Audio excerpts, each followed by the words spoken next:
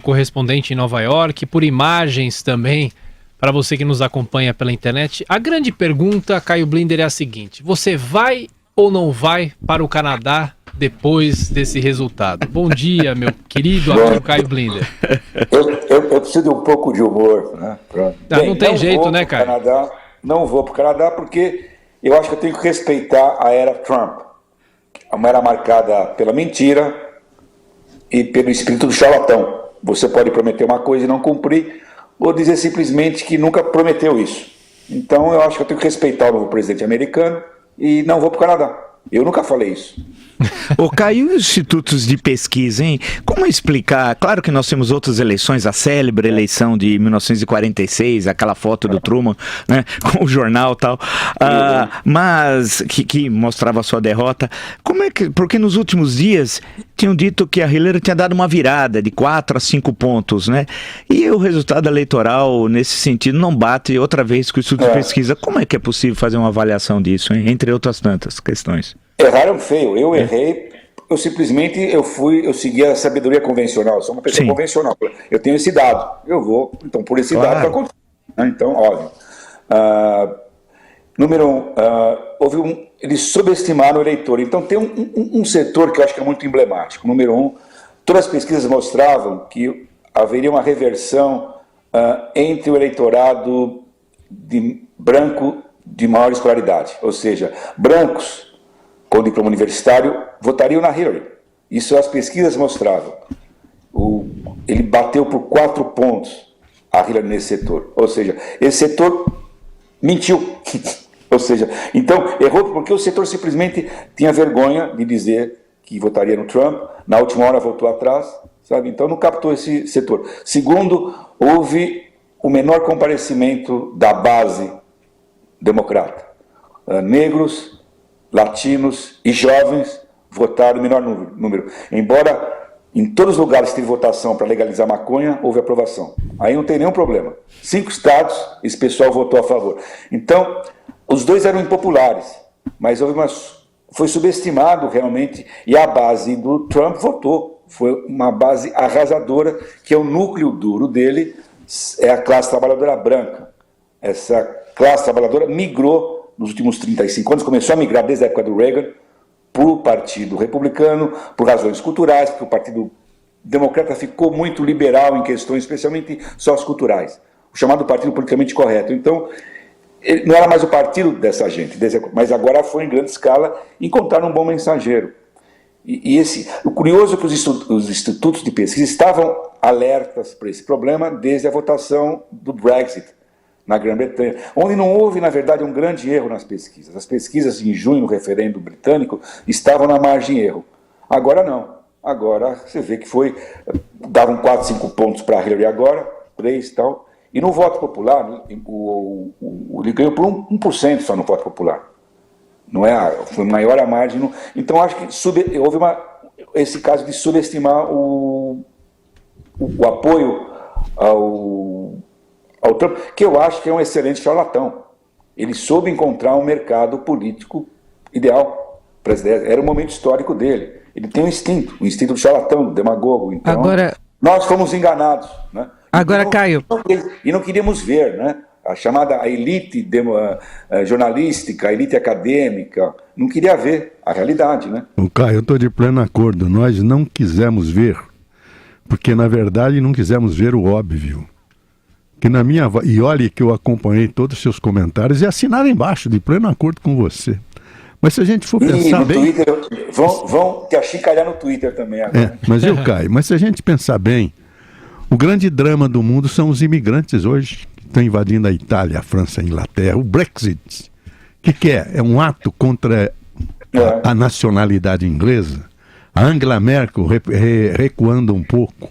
A França agindo contra os imigrantes. Mas não são por causa dos imigrantes, por falta de solidariedade. É que a estrutura macroeconômica do mundo não dá chance para os países miseráveis, uma reversão nos últimos anos, que invadem a sociedade já estruturada e leva a risco ao emprego dos que estão lá desempregados. Eu acho que esse era o óbvio, Caio. e nós não vimos. Mas não tem desemprego nos Estados Unidos. Essa é a ironia. O desemprego está de 4,9%. O que acontece, em parte, a vitória, esse pessoal, o que é o núcleo duro de apoio ao Trump?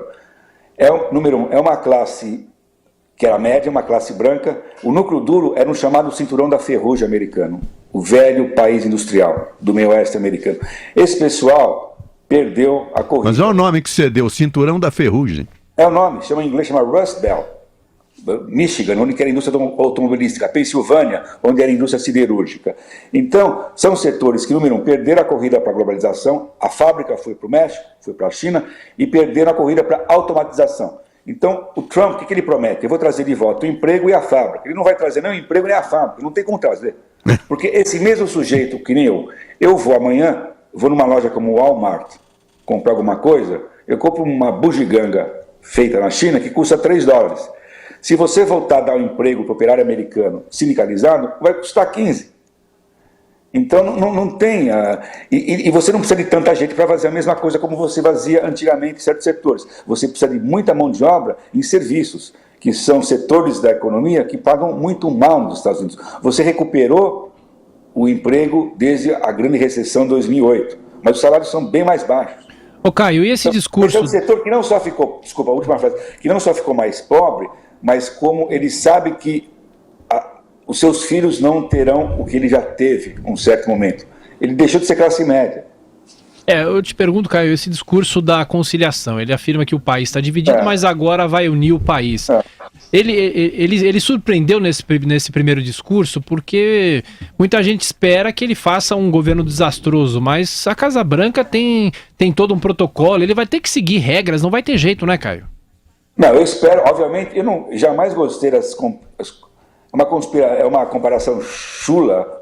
Não, ele é o novo Mussolini, o novo Hitler. Eu vejo, pessoalmente, e como estudioso, eu vejo alguns componentes protofascistas no Trump. O culto à personalidade, esse tipo de coisa, a demagogia, o populismo, a promessa. Ele é autoritário, mas isso é uma sociedade que tem seus amortecedores para segurar esse tipo de pessoa. Mas ele hoje é um senhor feudal dentro do Partido Republicano. Ele tomou o Partido Republicano. Quem não se rendeu ao Trump acabou politicamente. A família Bush, que era a outra grande dinastia política americana, além da família Clinton, sumiu.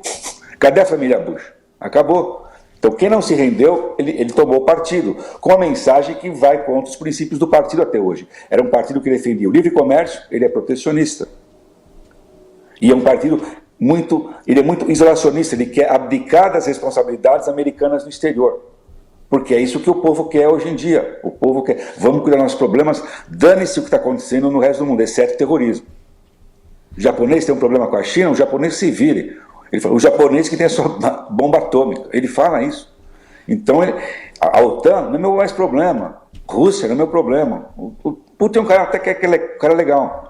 Então ele foi contra os princípios do Partido Republicano. É um novo Partido Republicano.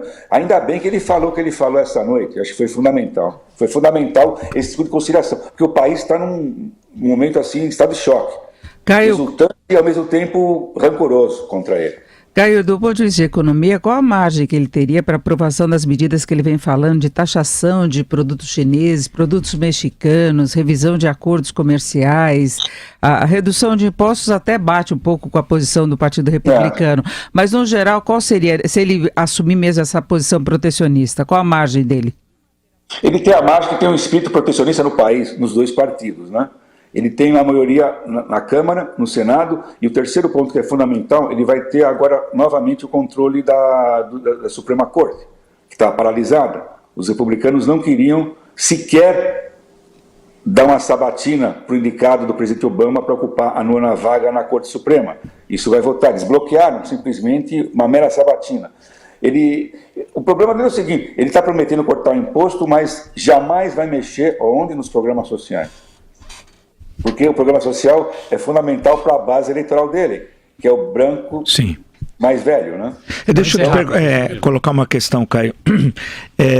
Isso que você falou, você usou a expressão amortecedor, né? Existe, né? Afinal, você tem toda uma estrutura de Estado, uma estrutura legal nos Estados Unidos, que eu acho que o primeiro impacto da eleição dele realmente deixa todo mundo atônito, porque não, né, o personagem, como você descreveu, as pesquisas que apresentavam outro cenário, aí ele vence. Bem, vai tomar posse em janeiro, tal qual dispõe a Constituição, tudo isso que nós sabemos.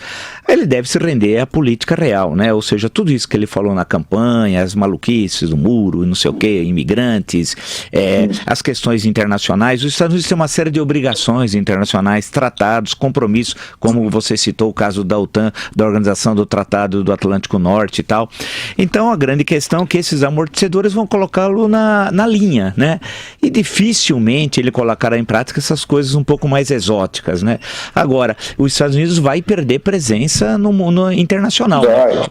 Está perdendo. Na verdade, ele é um Obama mais estridente. Sim. Porque o Obama sempre se retraiu. Sim. O Obama também se retraiu dos compromissos dele, sem essa coisa folclórica. Mas o que eu posso levar em conta também no que você falou agora, como ele vai responder para a base dele, tudo que ele prometeu.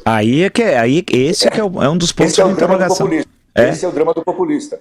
Ele não prometeu muro, ele não prometeu tarifa para o produto chinês, para o produto mexicano, sabe? E como ele vai responder isso para a base dele? Verdade. E a fábrica que ele prometeu trazer de volta? E o emprego que ele prometeu trazer de volta?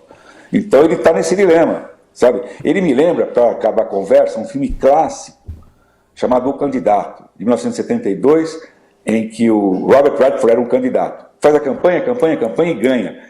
Na hora da vitória, ele vira para o marqueteiro e fala, e agora?